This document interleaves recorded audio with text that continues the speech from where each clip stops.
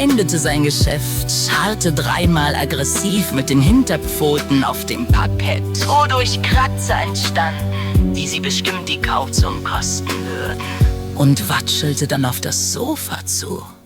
Er sprang. Er scheiterte. Seine kurzen Beinchen ruderten hilflos in der Luft. Als er mit der Brust gegen die Polsterkante prallte, er rutschte ab und landete unsanft auf dem Hintern. Er sah Sabine vorwurfsvoll an.